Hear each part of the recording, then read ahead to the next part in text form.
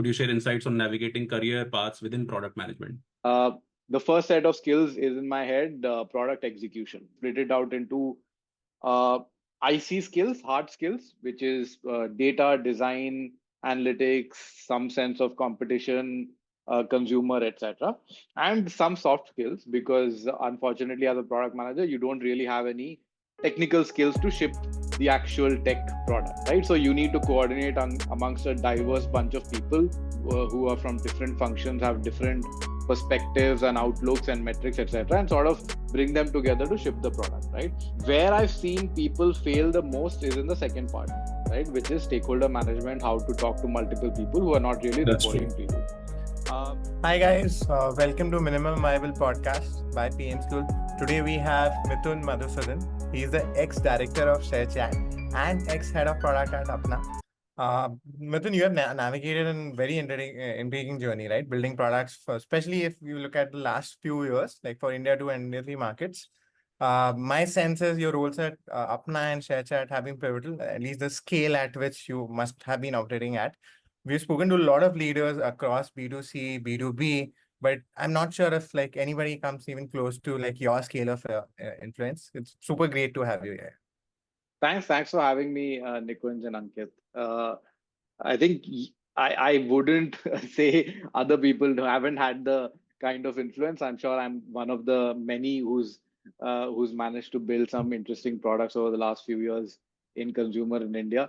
But I think of the people who worked on this audience, I think I've been lucky to be one of the few who've actually managed to see this kind of scale, right? And I'd say luck plays a much larger role than people care to agree. So I'll be lucky to be in the right place at the right time, see good products, good companies being built, and then obviously derive some value out of that.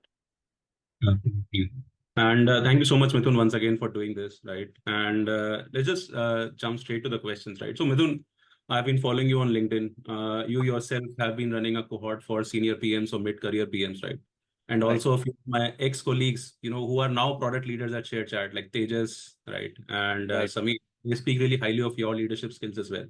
Right. And I want to, maybe learn from you as well. Let's say, I'm an early product manager, let's say an APM or a PM1, someone with 1 to 4 years of PM experience, what advice would, offer for aspiring professionals seeking growth in their product career, right? Could you share insights on navigating career paths within product management, such as, specializing in a specific domain versus exploring diverse, product types? And this, the reason I ask this, because we get a lot of PM school grads who join as APMs. Within a year or two, they want to switch. They are always in a dilemma whether I should switch or whether I should stick in a particular domain, right? Okay, got it. So a lot of questions within construct. Let me try to unpack it a little bit, right? So let's talk about growth in a product career in general, and then we'll go from there. Sure. Right? So see, if you're early in your product career, I see it as a sort of a spectrum of things that you need to do over your growth period, right? So the first set of skills is in my head, product execution, right? Which is a bunch of things which you need to know to make sure you're able to ship good product, right? And within that, you can split it out into IC skills, hard skills, which is data, design, analytics, some sense of competition, consumer, etc., and some soft skills, because unfortunately, as a product manager, you don't really have any technical skills to ship the actual tech product, right? So you need to coordinate amongst a diverse bunch of people, all of who are from different functions, have different perspectives and outlooks and metrics, etc., and sort of bring them together to ship the product, right?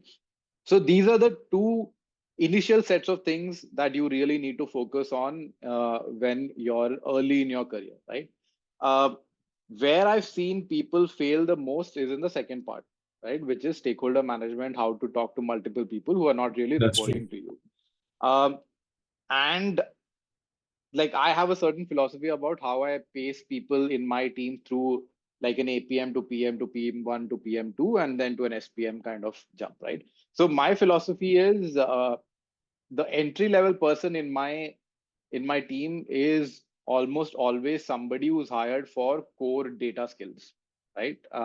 I don't expect them to come in and act like a product manager and ship products. Their job is to be embedded within a product pod to ship a particular product, and their individual skill is, okay, look at data funnels, analysis, understand how the customer is traversing through my product, right? This helps in a few ways, right? One is data comes easily to a lot of people, right? Like this is the fundamental hard skill that you probably learn in college. SQL to मतलब सबको आ ही जाता है, right? Correct.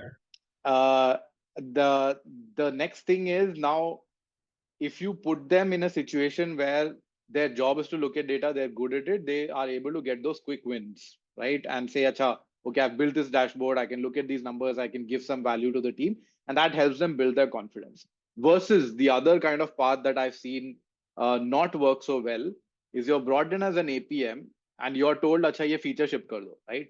Now suddenly you don't know the head or tail of, okay, where do I start? Right? Like, should I talk to a consumer? The consumer's telling me 300 different things. I write a PRD, I go to the engineer, उसने कुछ और पट्टी पढ़ा दी. I go to my boss and he says, okay, इसमें तो कोई metrics ही नहीं है. Now I'm suddenly like 3 months into the job. I'm like, yeah, why did I leave my earlier simpler job and jump into this, right? So and I make it very clear to my team, ki, boss, like first 3 to 6 months, you have to be good, really good at data, right?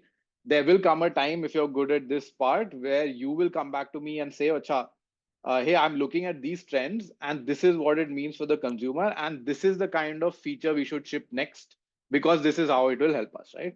And that's the point I'd go and tell them, okay, now, like, why don't you go and build that feature, right? Now you understand the consumer, at least one part of it. You have some wins under your belt. You have some credibility within the team, engineers, PMs, designers. And now you can start from there and go into the actual feature shipping journey, right? And then you keep layering it on, saying, okay, small, simple feature, a little bit complex features, group of features, and you go from APM to PM to PM2. And that's probably in my head a 1 to 3 year journey, right? Now, depending on how fast your company is moving, how quickly you're able to uptake, etc.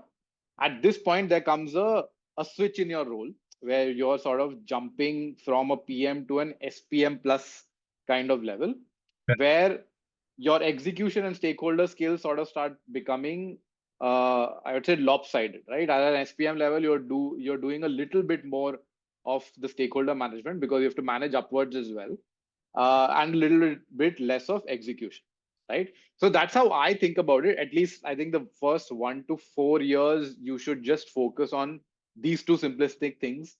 Don't worry about things like, hey, I want to manage a team, product leadership, etc., etc. It's all much later in your career, right? So that's how I would think about it. I think that's the first part on your growth aspect, right? Correct. Second part was also, if you can repeat, there was something else about.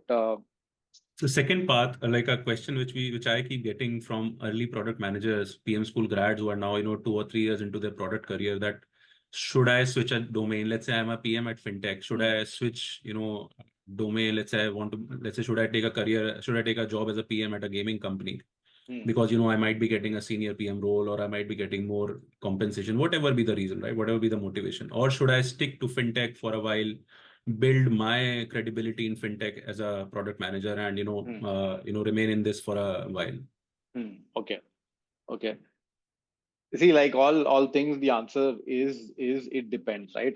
There are a bunch of factors which sort of influence this kind of decision.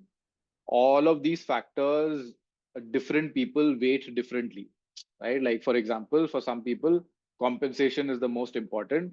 So then if you're in fintech and then somebody in gaming is giving you 2x the salary, compensation is the most important thing to you, then like, why do you need to think about everything else, right? Like, if 2x is a big enough jump, switch kar lete hain, right? So compensation is one axis. In general, though, I think PM is a generalist role, right? There is not a lot of, so if there are 100 PM roles, I would say 70 to 80% are generalist PM roles, right? And that's why there's a sort of attraction to this career as well, because a lot of people without any hard skills can say, "Acha, generalist role hai, it's similar to management, mere se ho jayega," etc., right? So I always think of myself as a generalist PM. a generalist PM needs to have a core set of skills: first principles thinking, good understanding of user behavior psychology, some understanding of design, and a little bit of understanding of systems, right? This covers the average aspirant, right? मतलब ज़्यादा दिमाग लगाने की जरूरत नहीं है, तुम average हो तो ये 80% में तुम fit हो जाओगे, right? Then there's a remaining 20%, which is very sort of individual or background or context specific. For example, if you're an engineer, you want to switch to product management, right? Then you would want to index on what you know already and what you're good at, and you look at technical PM roles or roles in companies where the product is heavily technical. For example, you're running a ML feed product, right? It's easier for a data science person to transition into that compared to a consumer person to transition to running an ML feed, right? So that's the remaining 20% of it. So that's another axis, right? We talked about compensation. We talked about PM being a generalist kind of role as well, right?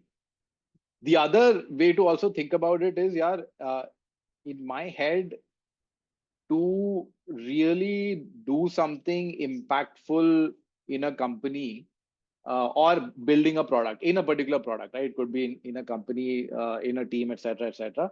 It takes 3 years, right? And that number is something that a lot of people miss, right? And the way I think about this 3 years is, you join a company in a role, the first year you don't know what you're doing, right? Like first 6 months, so anyway you don't know what you're doing. Next 6 months is you do a bunch of things, none of them work because तुम्हें पता ही नहीं है, किसी को नहीं पता, etc. And because PM is such a people-centric role, you need to build some credibility. You need to understand the mechanics of the organization, how people think, etc. So it takes 1 year to do that. Second year, you've understood all of this context. You're just shipping product, right? Like, and that is pure input from your end. And you learn a different set of things, right? Which is, okay, I shipped these kind of features. It worked, it didn't work, blah, blah, etc. In the third year is where whatever you're shipping, you have really strong intuition, hypothesis, data to back it up with, and hence the highest probability of success, right? So unless you spend this time, especially in a product role, this is very different from engineering, by the way, right? Correct. Unless you spend this time in a product role in a company, you've not had the opportunity to do anything meaningful. Right?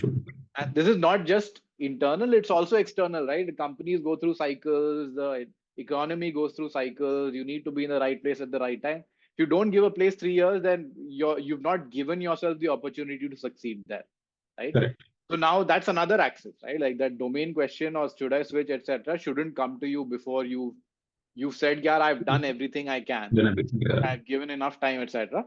Obviously, there are edge cases, right? You don't want to work in a shitty culture, in a toxic company where even if you spend 3 years, kuch nahi hone wala, etc. Those obviously you should consider. But at an average level, nobody thinks about this in this way, right? Yeah, 2-3 saal to meko try karna hi chahiye, right? Now you say, okay, fine. What is the last sort of axis? How do I think about if I want to do a domain or not? Slightly more involved here, right? If you want to think, or how I think about being successful in a career, a lot of it is outside your control, right? Like 20% is basically in your control. The remaining 80% is spread across a funnel, thinking about things like a PM, right? The first step of the funnel is the actual market in which you're playing, right? That market needs to be large, growing, sort of validated, needs to have tailwinds, etc. Good example today is fintech, and we're probably late in that cycle, right? 3 years ago, or maybe even 3-5 years ago, if you joined fintech, you would be very rich right now, right? So that's the market, right? The next thing is the company, right? Now, of all of these things, the market is the most important, right? If a company is building in fintech, on an average, its chances of success are higher compared to a company building in any other domain, right? On average, again, I'm not talking about extremes, on average, right? So then, अब fintech में कोई भी company है, now the choice of that company matters less than the choice of the domain. But still, you can say, "Acha, I want to do credit cards," versus you want to do banking infrastructure versus XYZ. But you're still in fintech. ठीक है, कोई बड़ी बात नहीं है. आज credit card कर रहे हैं, तो नहीं चला तो कुछ और कर लेंगे, वो बैंकिंग इंफ्रास्ट्रक्चर हो ही जाएगा, right? Companies pivot all the time. Then you should think about things like, okay, team, okay, who are these people I'm working with? Do they have a large chance of success? how can I understand more about how they work? Should I talk to? I should talk to people who've left the company recently, understand what the culture is, etc., etc. Then you go into more specifics like, okay, what is the role, what is the product, etc., and then you go into compensation, right?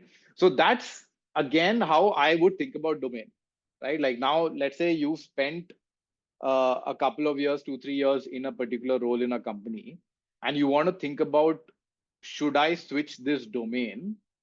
If it is in fintech, the average answer in my head will be no, right? कि क्यों जा रहे हो? मतलब, what is the point, right? Like you might think I like gaming more, right? Yeah. But then you have to be very, very clear about the fact that you're giving up the fintech market trends for whatever the gaming market trends are. I'm not saying don't do it. Like there are people who are like, यार जब तक मैं game नहीं बनाऊंगा, मेरी life is whatever अधूरा, right? तो फिर तो तुम्हें गेमिंग करना ही चाहिए, but don't, मतलब ये मत सोचो कि fintech वाले outcomes आएंगे तुम्हारे on average, right? So a long-winded answer, but it's important because we're talking about switching, etc. People don't think about these things that much. Right. Thanks, Mithun, for that elaborate answer. So, Mithun, my second question was on evaluation in general, right? You kind of almost covered it, compensation, how the sector is doing, how the domain, obviously your team. But let's say there are two offers in hand, and think of someone, an aspirant listening to this, right? How do you like sort of compare? Obviously, there are these 4-5 axes you spoke about, but I'm trying to sort of compare two offers. One has like equity, the other has variables. How do you sort of like approximate like potential ROI, right? Especially from like I have some fixed component and I'm trying to, and both these companies seem like apples to apples for me. Like the team seems strong in both these companies. Even let's say the sectors are, let's say these are competitive, if not competitive, both of these are in fintech, right? How do you then go about evaluating? Is there like a framework, or you say ki, these guys are in 0 to 1, these guys in 1 to 10, यहाँ पे success ज़्यादा है, या फिर 0 to 1 है तो potential to growth ज़्यादा है? What do you like look at, like especially from a offer letter standpoint, right? Like equity. Got it. So you're saying you're invalidated the domain aspect of it, right? So the market is both, let's say, fintech, large, growing, etc., because that's the biggest determinant. Then it's a little bit about the company, which you also said, ठीक है, चलो, both seem okay. Now you're talking about what the compensation is and how to think about it, right? See, I think it is a very simplistic risk reward thing, right? Earlier stage company, in these two cases, right? If one is an earlier stage, one is a later stage, the earlier stage has higher risk. If it is higher risk, you should ask for higher reward, right? Not that you'll get it. Higher risk, matlab, there's a probability of that outcome happening, right? But because you're taking that risk, you should want, yaar, ye main risk le raha hu, so my outcome should be orders of magnitude better than a less risky option. And it's not percentages better, orders of magnitude, right? Like, so for example, if I wanted to join a pre-series A company today, right? An aspiring product manager is joining a pre-series A company. Pre-series company, probably 15-20 people. You're probably the first or second product person. Let's say this is a fintech company, right?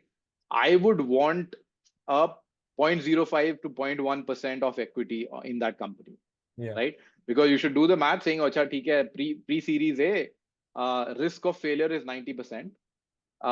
So if 0.1% of the company is worth X $million, and the outcome I want is, okay, this will get $500 million valuation in 5 years, that 0.1% is worth this much, but then I have to multiply it by 90% because the risk of failure is that much. So my outcome ye hone wala hai, right?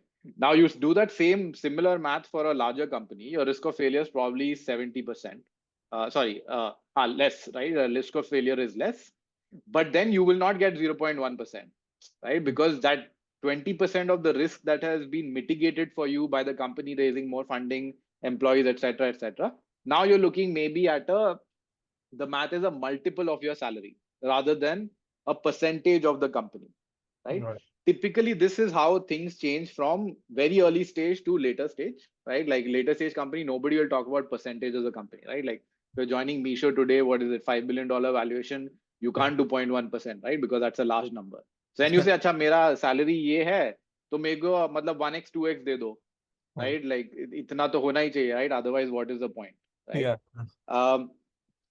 All of this is all notional. Important for people to understand that, right? Like I see on Reddit and Grapevine people talking about their comp as, I don't know, 70 lakh comp, 45 fixed, 25 in equity, and there's a Series A company. I'm like, boss, like this 25 is zero, right? Like practically it is zero.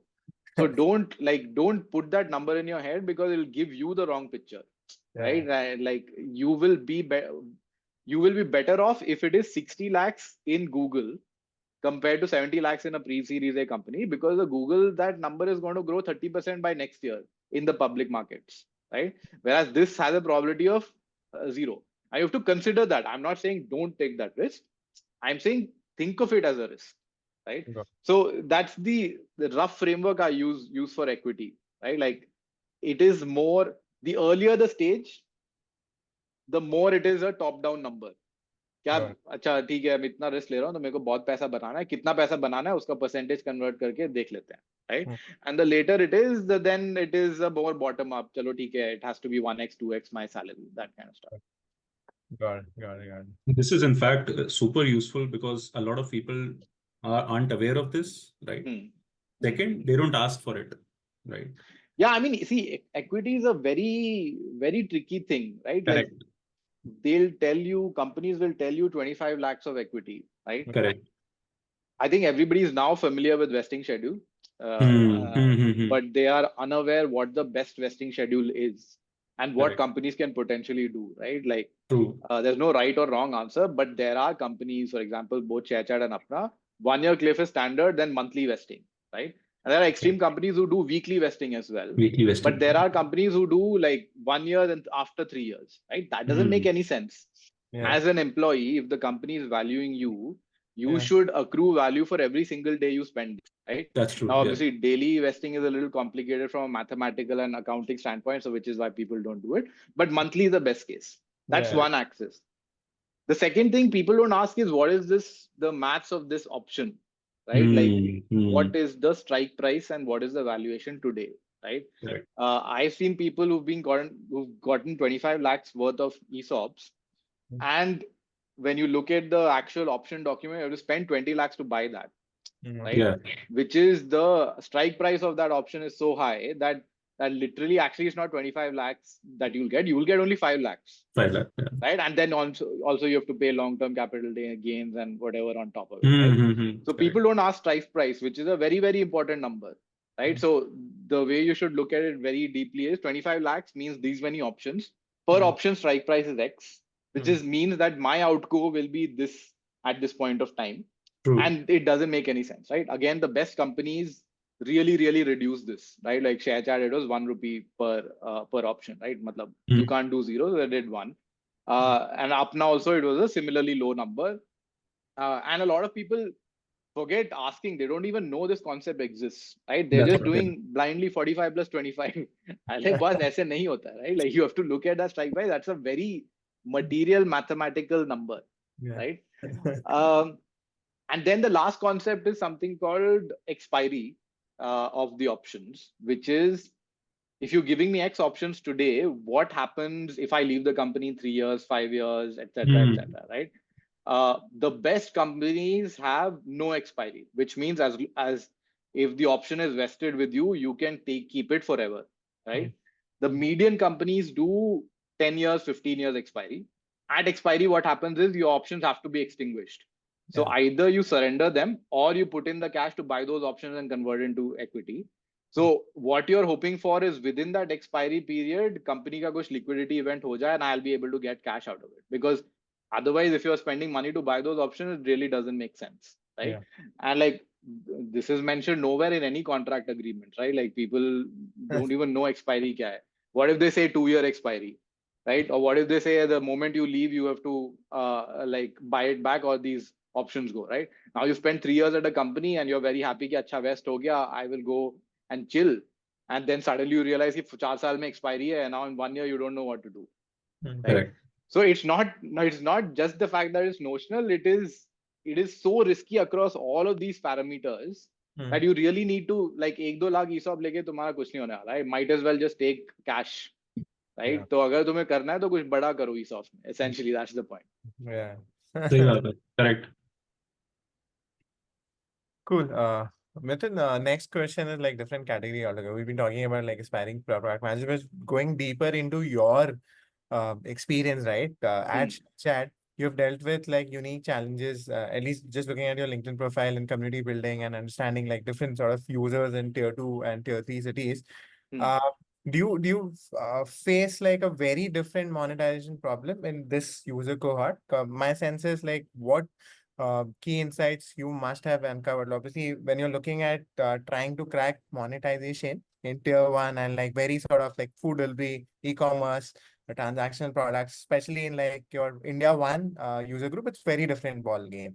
But India 2, India 3, may if you can just talk about what insights did you discover and how did you sort of look at monetization? Because my sense is ये user पहली बार एक तो online आ रहा है और उनके लिए like monetization crack करना तो अलग ही like Yeah, and you guys were the first one to do it, so to say, right? You guys launched audio rooms and gifting as well at ShareChat. So yeah. Right. The use case also is like very different. It's not like महला में नीचे एक रोटी कपड़ा मकान, right? कि Correct. Online gifting के लिए कोई पैसा दे रहा है in Indian like tier 2 city. Like for me, this was like a major sort of thing. Correct. I think that's the important thing to understand, right? Like one of the reasons I started this newsletter during my sabbatical was to dispel all of these myths about the consumer, right? Like unfortunately, in the startup world, it is very fashionable to do these one-line statements without any analysis, backing, depth, nuance, whatever, right? So the fashionable one-line statement was India 2 users are not monetizable, right? And then that gets plastered everywhere. And all of these random people are just spouting it back at you. And nobody, and then I tell them, yeah, okay, like have you opened Play Store and looked at the top grossing apps, right? Top grossing free apps. And then ShareChat is consistently number 3, right? And the other two were Tinder and Google One, right? And then they're surprised that, okay, are you making money? And I'm like, yes. And then I tell the amount of money, and they're like, okay, no, that's not possible, right? So that's the reason I started the newsletter and started talking a lot about the monetization aspect, right? See, the way I think about this consumer is, and the easiest way to understand what will work and what might not work for them is, the India 1 guy is an English speaking Western person, right? So if you are building for this consumer, just look at what has worked in the US in the last 2-3 years and build that in India, right?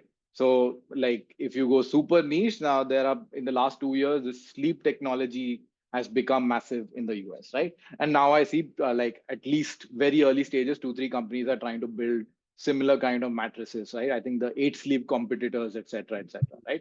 So it's fairly simple, right? Like US में जाओ, वहाँ का सोचो कि वहाँ क्या चलता है, 2-3 साल पहले क्या वायरल हुआ था, वो यहाँ पे छाप दो, चल भी जाएगा. There will be a decent, I mean, there will be like 30 million का audience, there will be some ceiling, but it's still a viable business, right? I don't know, like unicorn, decacorn and all, I don't know, but it's still decently large. Nobody will question you on TAM, etc., right? The moment you switch outside that English speaking audience, things get very disaggregated, right? The first level of disaggregation is language, right? Again, the way to think about this is because everybody in India 1 is English speaking, there is a very strong commonality, right? 90% of like all of us will have watched Friends at some point of time, right? So now if you're thinking about a consumer, it's fairly homogeneous. Yeah. If everybody's seen Friends, then we know what kind of humor works, right? Where they're accessing their content. And then you can make a lot of these analogies and build a very, very cogent user persona, right? You go outside English speaking, suddenly there are like 5 to 10 major languages, right? Now, if you ask a Hindi guy, they will say 90% watch Tarak Mehta Ka Ulta Chashma. You ask somebody in Tamil Nadu, there's a series called Sembariti, which 90% of the audience watches. And then you go to Bihar, there's probably some other kind of culture. Maharashtra is different, etc., etc. Now, if you have to build a user persona for these users, super hard, right? Like, एक तो 10 type के लोग हैं. दूसरा, everybody has different levels of income. Everybody does different things in their daily life. For example, in Kerala, per capita is fairly high compared to the Indian average, right? The kind of things people spend on there are going to be very, very different compared to what somebody in UP or MP spends on, right? Again, you go to Tamil Nadu, still like lower than Kerala, but better per capita income than average. Kind of things they spend on is very different. Culture is very different. Kind of words you have to use to communicate with the audience is also different, right? Like you can't take a word from English and translate it literally into these languages and expect that the message will land, right? So the next challenge now is diversity. How do you really think about all of these consumers in a very, very different sort of mindset, all of that, right? And then if you sort of figure out how to manage all of these contradictions, then you have, let's say, a product which has some distribution growth, active users, engagement, etc. And now you have to get into monetization, right? Which again, common wisdom till probably 6 months, 1 year ago was that you can't make money, right? Because like, I mean, people have gone and funded models which would never have made money, and then now they're blaming it on the consumer, right? That's the wrong way to think about it, right? The consumer is willing to pay if you build the right product for them, which has been demonstrated by, forget tech, multiple kinds of businesses in the past, right? And that's why I look at retail, FMCG, all of these guys, Bollywood, as people who understood that audience, figured out how to monetize in different ways, etc., right? So in monetization, the way I think about this is, again, you can't expect the Western models to work. कि हमने website पे छाप दिया 10 unique products हैं, लोग आके खरीद लेंगे, right? You have to innovate on every step of the funnel. You have to innovate on awareness, right? We talked about how you think about language and reaching the consumer, right?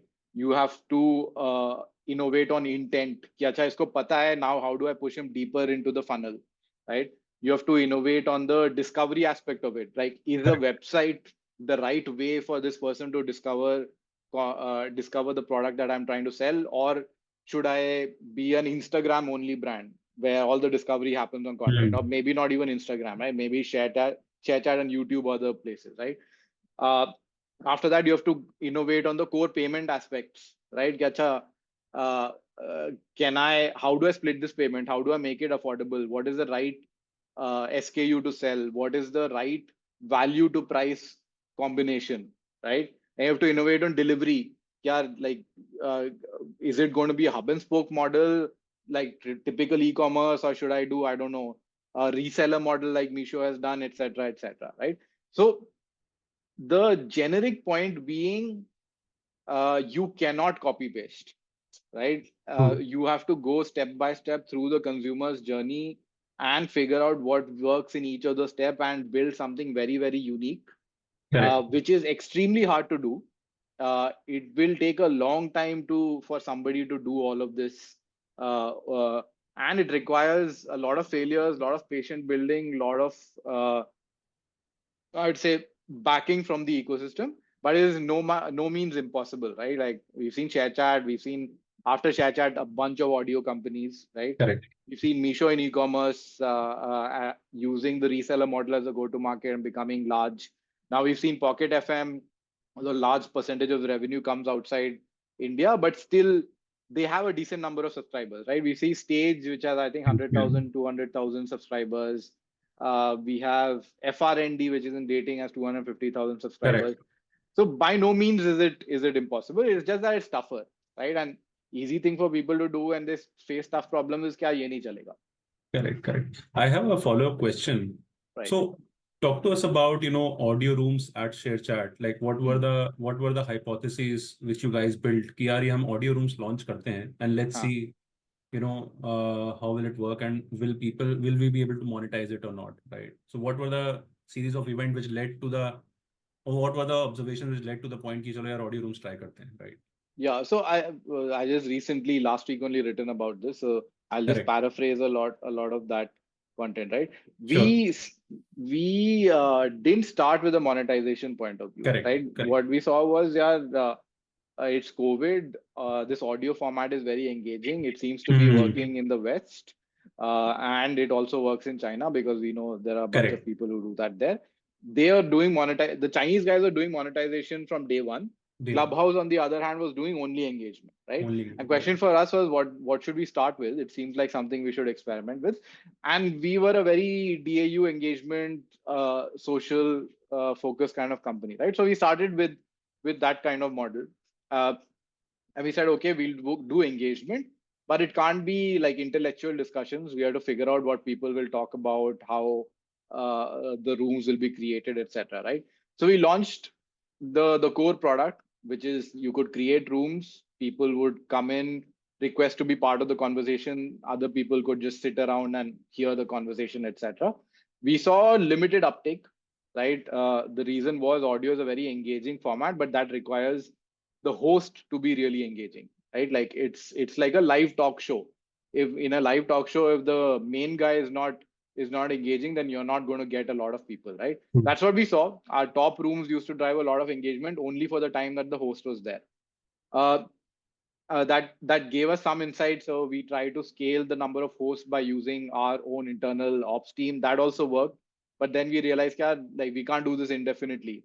So we need an infinite number, an extreme infinite number of good hosts, right? And the typical personality is an RJ kind. Voice is good, can talk about random stuff for like hours on end. Everybody wants to have a conversation. RJ generally, female RJs work better, right? Voice is good and communication, etc., etc. Right? So then we said, okay, how do we get more good hosts on board? And then the Chinese model started making more sense because they were monetizing from day one. The host had an incentive to be good on the platform, right? And that's when we said, okay, fine, like let's pivot to monetization, forget about all of this engagement stuff. We don't really need 10,000 rooms at any point of time. We probably need 100, 500 with good hosts. We went out and acquired a few hosts, told them that, hey, okay, you run this party. Initially, we will pay you the money, but eventually, if you do it well, the audience will start to pay you money, etc., etc. Right? And that's the sort of very horizontal view that we took about it, right? And I think, and in all this, we are very confident that agar hosts अच्छे हैं, तो log aake, they want to interact with them. Not very confident about whether people would pay, right, to be part of these conversations. And that's where we had to sort of think about it a little bit deeper, and we sort of came up with the analogy of a party, right? And if you've noticed behavior in these audience, in the India 2 audience, people are not very subtle, right? They're very like direct, in your face. If there is a party happening, they'll probably have their phone usme full volume pe gana baj raha hai, right? And they're carrying it around in their pocket, etc., etc. So when we said, acha, theek hai, people seem to want to have fun, right? Now, can we think of a mechanism where we gate entry to this fun for people paying some money, right? And we thought that made sense, right? Matlab, theek hai, party ho rahi hai, tumhe kuch to lana padega important, right? Like the very engagement way we were thinking about this was, okay, you have to have a good conversation, तो तुम्हें smart होना पड़ेगा, तुम गाना गाओगे, etc., etc. ये कोई नहीं कर पाता है, right? Like very few people have this talent of conversation, right? But money, little bit everybody has, right? So now I said, okay, we want more people to interact, so let's ask them for money, right? Okay, you have to pay a cover charge if you want to be part of this party, right? And people started taking up to that as well. Kya acha, people are having good conversation. It's a female host. There are a few guys talking to her. It's a nice conversation. If I pay $50 as a rose, I also get a chance, right? And then that behavior started picking up, right? The host also started. Hosts are very smart, right? Like creator mentality. They very quickly figure out these loops. They say, acha, ye logon ko gift karana hai, I have to keep switching the seats, right? So they started cycling through the people who are willing to pay more. Correct. And then we built features for the host to say, acha, okay, these are the people who are gifting the most, so inko zyada lana chahiye. Now consumers started figuring out ki, acha, if I give more gifts, I get invited to this party and conversation. Because I'm part of this conversation, everybody is looking up to me. They're like, acha, iske baad itna paisa hai ki is conversation mein aa gaya, sahi baat hai yaar, etc., etc. And then it becomes a very self-fulfilling mechanic, right? Like now it's a very public room. People go into the room, they see the host is having a great conversation, they look at the profiles of the people on board, everybody seems rich, right? Everybody seems kya itna paisa diya hai. Now I want to be part of that, right? Like why wouldn't I want to be a part of a higher status conversation. So now I'm figuring out, how do I start my journey? So 10 rupees, 50 rupees, 100 rupees, 500 rupees, 10,000 rupees, all of that started happening, right? Obviously, this behavior, very similar to RMG, is driven by a small set of people, right? Like there is a very whale kind of behavior where people with the most money sort of corner the market, but that's okay for us as a platform, right? Like, because we are still taking a percentage. And then there are enough aspirational people to sort of keep replacing the whales as we go along, right? And I think once we saw this sort of loop figure forming, we said, yeah, hosts bhi aa rahe hain, hosts aa rahe to consumers aa rahe hain, consumers aa rahe hain to they want to pay more. If there's the willingness to pay, there's more hosts. More hosts means more engagement, more parties, etc. And it started becoming a very nice loop, right? And we looked at all of these individual pieces and started building features specifically for them. For example, one of the things is, okay, I want to gift and show my importance in this community. So there should be very different ways of gifting, right? So there's a status entry kind of effect, right? Where I enter a room and then the Ferrari sort of holds up the room for the next 3 seconds, right? It's an entry animation, right? Then there are things which are like, okay, crowns on my profile picture, all bunch of stuff, right?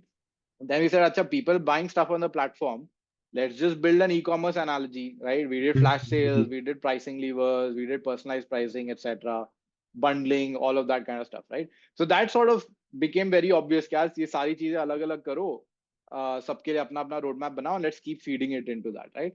I think that was the scaling aspect, which I think between Samir and Tejas, they've handled really well over the last year or so. Super interesting. I think we've got like the bite from this episode. Yeah. Okay. Great.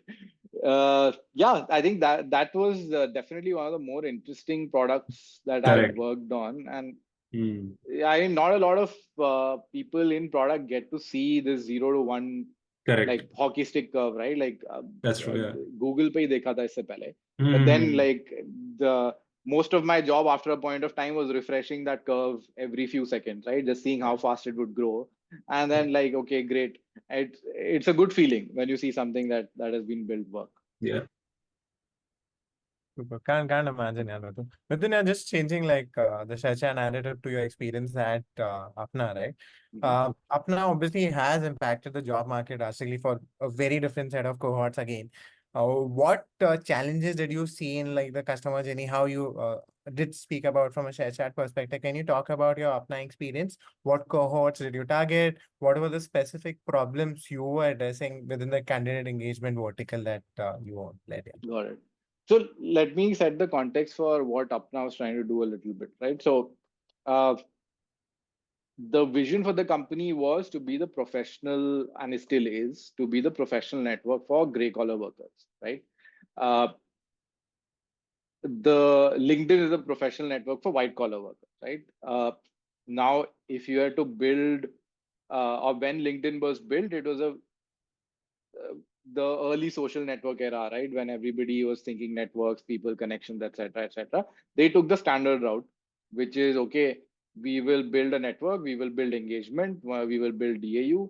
Once we build all of that, we'll start putting in all the revenue verticals, and that will make sense. We'll make money from that, right? And that works for this audience, plus timing of the market. For the gray collar audience, especially in India, if you go with a network proposition saying, "Acha, yahan pe aake apna network, dosti, whatever connections, etc., bana lo," and then eventually it will help you in your career, that proposition is not valuable, right? This consumer wants things now. There's a very short-term mindset. Nobody wants to think of 5-10 years. Ye 5-10 saal mein pata nahi kya hoga, right? So Apna went the reverse way, which is the immediate need is they want a job. So they built the jobs marketplace first, right? And said, okay, this will be our go-to market. We will go out and acquire acquire supply and demand for particular verticals in particular geographies. And then we'll build our transaction platform.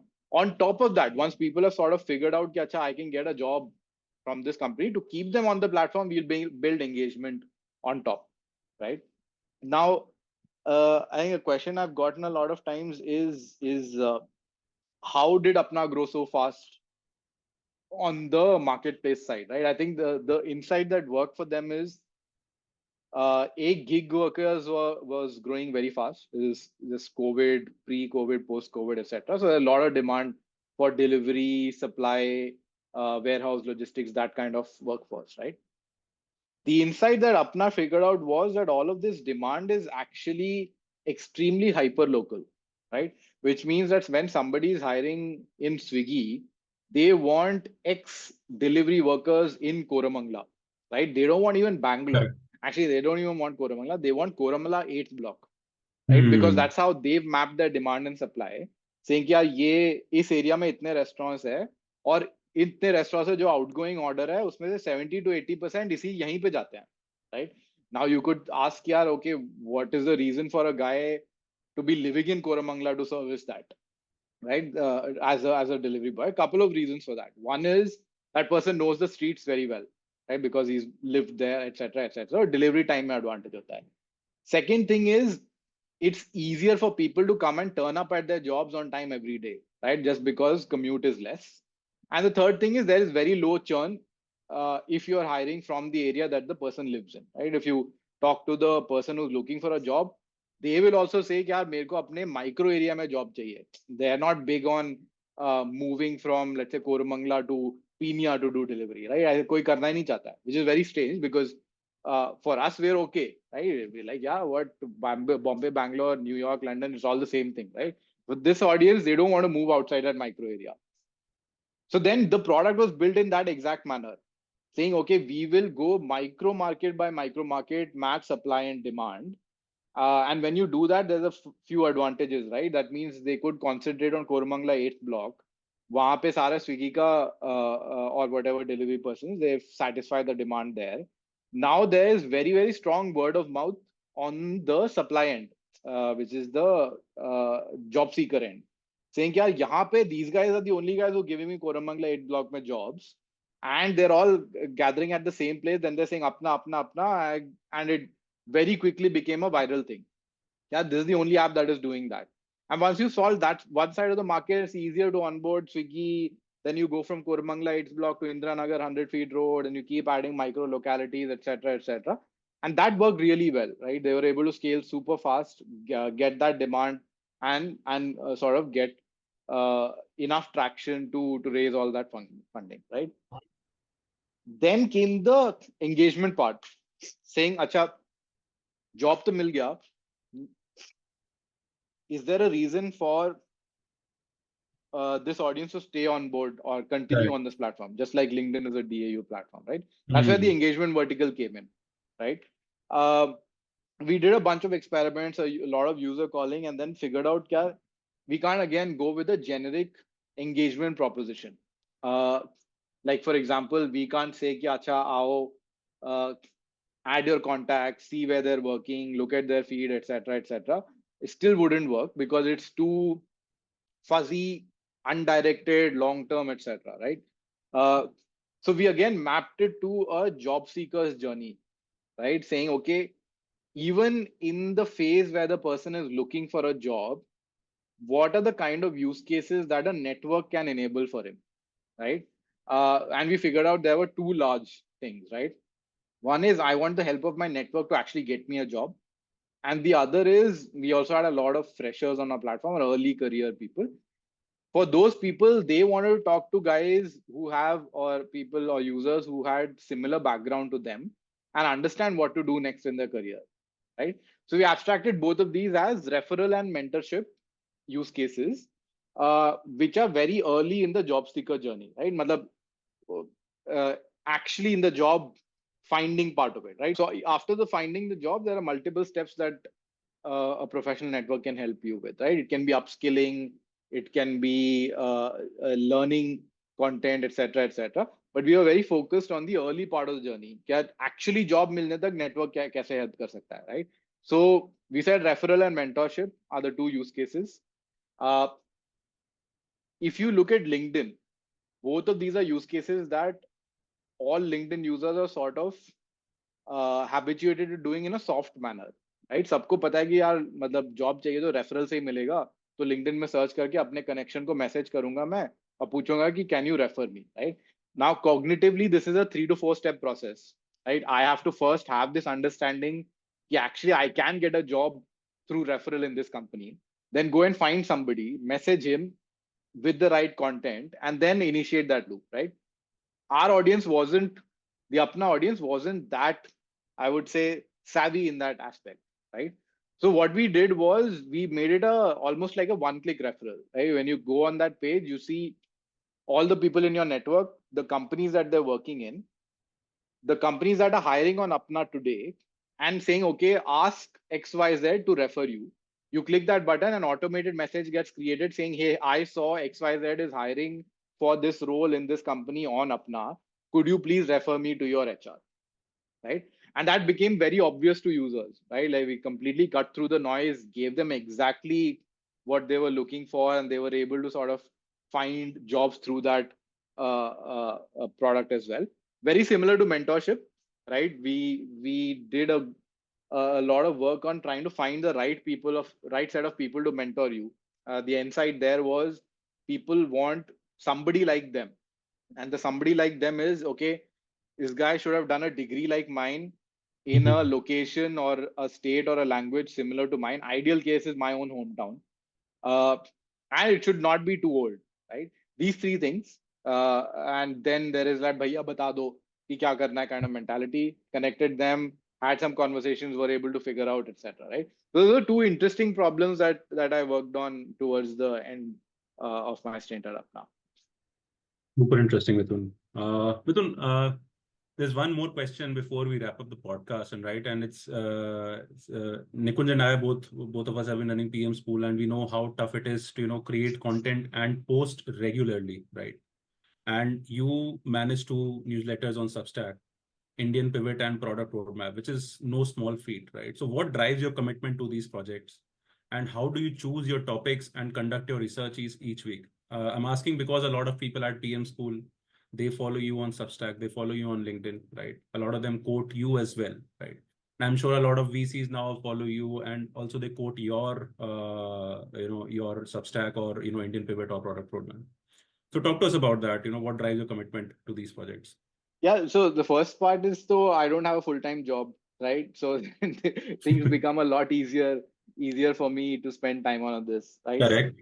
Second is I enjoy writing, right? I think it's one of the skills that everybody should have, and in specific PM should have, because nothing brings clarity of thought like putting your thoughts down on paper, right? Correct. So and like, yeah, so certain selfish objectives, like people should know what it is like to build for this non-India one user, what kind of opportunities lie there, etc., right? So that's one. The second part on how do I choose topics, I think on the product roadmap, it's a little bit easier because that draws on both mine and Vibhav, who's the co-writer with me, experience in building consumer products, right? So a bunch of things over the few years that we've done this, that we've learned, people have asked us, and we try to bring in people to talk to who have had stellar experience, right? You talk to product leaders at PhonePe, product leaders at PayU, product leaders at Amazon, etc. Right? That's a little bit easier. On the Indian pivot, the way I think about this is, what are the consumer trends that are going under the radar, right? And just put it out there, right? So mostly I write about that, right? Which is why I written a little bit about consumer tech, fintech. A lot about retail recently, a lot about media in India too, and advertising and those kind of businesses. Going forward, the kind of things that I have on my plate is an article about monetization specifically, right? Like, what are the 5 or 6 things people should focus on when they want to do monetization? An article on the K-pop trend and what Korean, Japanese kind of things are influencing the Indian consumer. So a lot about credit cards and how that space is evolving, etc. Right? So there's enough actually. Right? I try to keep my eyes open. I'm generally a very curious person. Whenever something gets launched in the market or somebody tells me about something interesting happening, I just go and note it down and say, okay, at some point I want to write about it. So might be a trivial question, but do you plan your articles well in advance? Let's say for the next 1 month, I want to release these articles every week? No, I mean, I think that is one way where people say you have to be very ritualistic about it to get Correct. good at it. Consistency is a big part of being good at creating content, etc.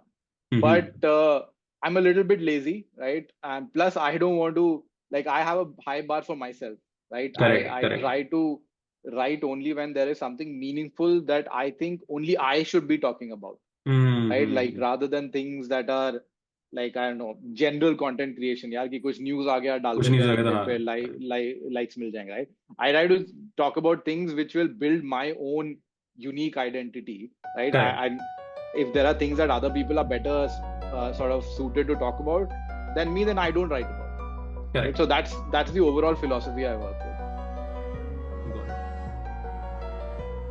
Awesome. I think this brings us to the end of the podcast. Thank you so much, Mithun, for doing this and for sparing time on a Saturday afternoon. Means a lot to us.